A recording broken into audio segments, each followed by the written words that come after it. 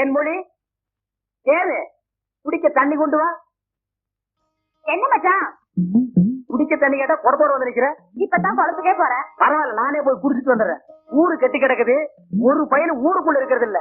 ஆத்தங்கரை குளத்தங்கரைன்னு அங்கங்க சுத்திட்டு இருக்காருங்க. சீக்கிரம் வந்துரு, பச்சையில அரைக்கணும். ஐயோ ஐயோ பாரியா, பச்சையில பட்டு பட்டு அரைக்கிறதெல்லாம் நம்மோட வச்சுக்கா. இதுல என் தங்கச்சி எழுக்காத. கால காலத்துல நல்ல மாப்பிள்ளை பார்த்து அவளை கட்டி வச்சிரு. நல்ல மாப்பிள்ளை எங்க இருக்கான்? நாலா பக்கம் கடையை திறந்து வச்சிருக்காங்க. இதெல்லாம் அவர்களே பார்த்து புடிச்சுக்க வேண்டியதான். நீங்க என்ன புடிச்சுக்கல? வயிற்று வலின்னு வந்த, வயிற்ற புடிச்சிட்ட. அதே மாதிரி அவளுக்கு ஏதாவது வலின்னு போய் அவனையாவது புடிச்சுக்க சொல்லு. நான் அப்படியே குளத்து வரைக்கும் போயிட்டு வந்துடுறேன். எங்க இந்த தென்னையை காணும்?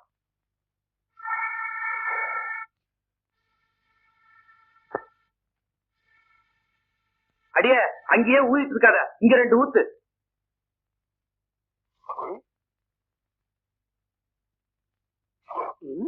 இந்த பாரு, கொஞ்சமா தின்னு. இப்பவே சரியில்லை. இப்ப தின்னுகிட்டே போனா தீங்கி வெடிச்சு போயிருவேன். ஒரு தோசை 1.5 மணி நேரமா திங்கிறியே, சீக்கிரமா தின்னி. ஏமா, உன் சேலை ஒரே வேப்பெண்ண நாட்டம். வேற சேலை கட்டிக்க கூடாதா? கல்யாணத்துக்கு அப்புறம் உங்க அப்பா எடுத்து கொடுத்த முதல் சேலை இதாண்டி. இவ அழகுக்கு இது போராதாக்கம். இத கேளுக்குள்ள இவள பொண்ணு பார்க்க ஊருக்கு போயிருந்த.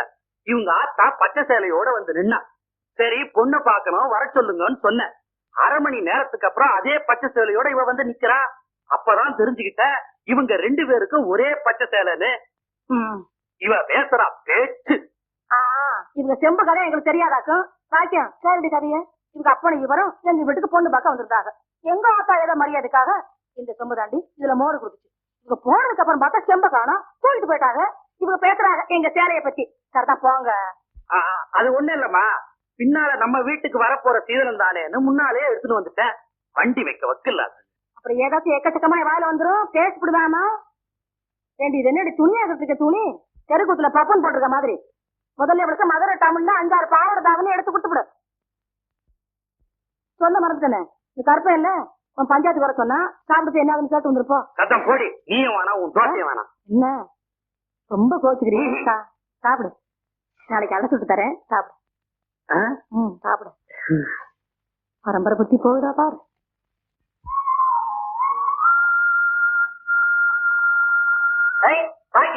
என்ன விட தோடு சுத்தி பார்க்க வந்தியா? ஆமா. கரும்பு வெட்டி தக்கமா? அது இருக்கட்டும், காலையில வயலுக்கு போனேன், இவ்வளவுதான் எடுத்துட்டு வந்தியா? கேப்ப இத்தனை நூறு ரேடி அப்படியே தூக்க முடியாம இடுப்புல சொறி வச்சிருக்க. நீ பேசுறியா? குனிஞ்சி நிமிந்து தூக்கி சம்பந்தம் தெரியும். என்னையா பெருசா தூக்க முடியாம தூக்கிட்ட? இத பச்சை பிள்ளை கூட தான் தூக்கும். எங்க நீ தூக்க பாக்கலாம். குடியா? எங்க போனோம்? வீட்டுக்கு. கொஞ்சம் இருப்புல அந்த கண்ணாடி காட்டு. எங்கேயாவது ஒளி தெரியாம குழியில விழுந்துட போறேன். இது கூட நல்லாதான் இருக்கு. ஐயோ, என்னையா? ஒண்ணு இல்ல புள்ள. ஐயோ,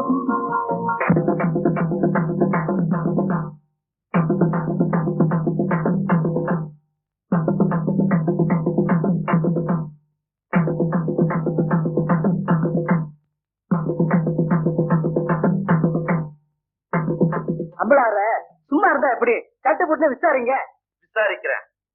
ஏன்டா ஐயனா, இப்ப என்னதான்டா சொல்ற? ஐயா, எனக்கு இருக்கிற ஒரே ஒரு மாடு. ஏற்கனவே மாட்டு கொம்படைஞ்சிருக்கு. இதை வச்சுதான் நான் பொழப்பு நடத்திக்கிட்டு இருந்தேன்.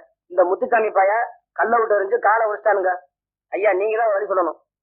முத்துசாமி, நீ ஏன்டா அவன் மாட்டு காலை ஒடிச்ச? என்னங்க, எனக்கு இருக்கிற ஒரே ஒரு பொண்டாட்டி. உன் மூஞ்சிக்கு 4-5 கிடைக்கும். விஷயத்த சொல்லுடா. என் பொண்டாட்டி தண்ணிக்கு போயிட்டு வரும்போது இவன் மாடு விரட்டினதுனால இவன் மிரண்டு ஓடி போய் கீழே விழுந்து கர்ப்பம் கலைஞ்சு போச்சுங்க. இதுக்கு நீங்க தான் நியாயம் சொல்லணும். கர்ப்பம் கலைஞ்சா என்னடா, இன்னொன்னு பெற்றுட்டா போகுது.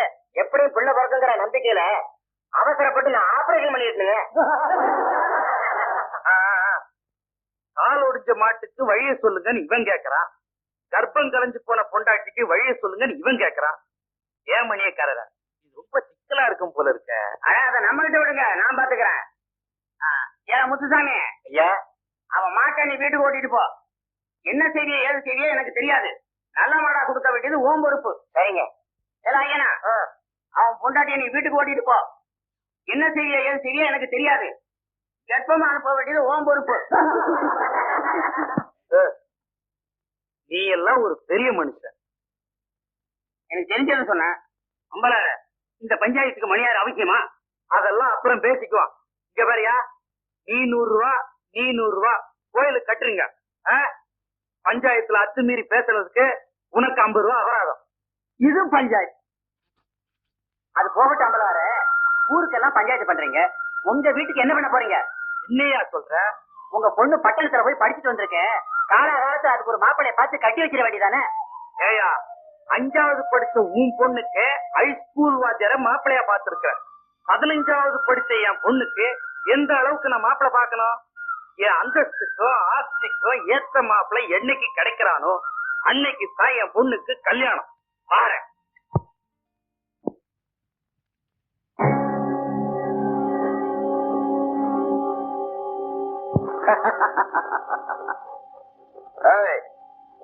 மண்டையா, ஐயா இந்த வரா மீன் வரைக்கிறதுக்குள்ள வறுத்துரு. சரிங்க. காரம் கொஞ்சம் உண்டா வழியலே.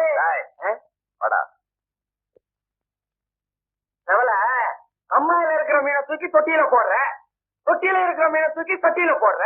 உன்ன புரிஞ்சிக்கவே முடியலடா. வண்டு, எதையுமே என் கண் முன்னால வளர்த்து ஆசதீர பார்த்து அனுபவிக்கிறதாண்டா என் பழக்கம். என்ன பொறுத்த வரைக்கும் ஒன்ன நினைக்க மாட்டேன், அப்படி நினைச்சிட்டு அதை அடையாம விடவும் மாட்டேன். அவன் தான் தேவன. உன் கண்ணு முன்னாடி வளர்ந்த பொண்ணுதான் அம்பளார் பொண்ணு பாக்கியமோ. பட்டணத்துல படிப்பு முடிச்சுட்டு மொப்பம் வந்தாரமா கொப்பும் குறைவா வந்து நிக்கிறான். சும்மா தமிழ் தக்காளி மாதிரி இருக்காடா. பாக்கியம் ஆஸ்பத்திரியில பிறந்த அன்னைக்கு என்ன பார்த்தாண்டா திரு. உன் பின்னாடி யாராவது நின்னு இருப்பாங்க. அது நான் ஒண்ணு அப்படி ஒரு லுக்கு கொடுக்குறேன். இதெல்லாம் என்கிட்ட வச்சுக்காத. அன்னைக்கே நான் முடிவு பண்ணிட்டேன்டா, பாக்கியம் தான் எனக்கு பொண்டாட்டின்னு. ஒரே சாதித்தானா உடம்புல விட்டு போயிடக்கூடாது இல்ல. அம்பளார் கிட்ட போய் பொண்ணை கேட்டுருவோம். மத்தியான சாப்பாட்டை அங்கேயே வச்சுக்கோ. அங்க சாப்பாடு நல்லா இருக்குன்னு சொன்னேன். பணக்காரன் எடுத்து வச்சு வாங்க. அம்பளார் இருக்காரு, வாங்க. அம்பளார் பேப்பர் படிச்சுட்டு இருக்காரு. கொலை முயற்சி சந்திரசேகர் ரகளை பற்றி நீதி விசாரணை. எதிர்கட்சி தலைவர்கள் வருகை. வணக்கம் அம்பளாரே. வணக்கம் வணக்கம். வாங்க, நீங்க வாங்க, உட்காருங்க. அம்பளார, இத கொஞ்சம் பின்னி வைக்க கூடாதா? அதுக்காகத்தான் வெளியே எடுத்து போட்டிருக்கு. உட்காரவங்க பார்த்து உட்காரணும். நம்ம வீடுதானே, பின்னிடுவோம். அந்த விஷயத்த சொல்லுங்க. எங்க நாங்க எந்த விஷயத்துக்கு வந்திருக்கோம்னு சொல்லுங்க பாப்போம்.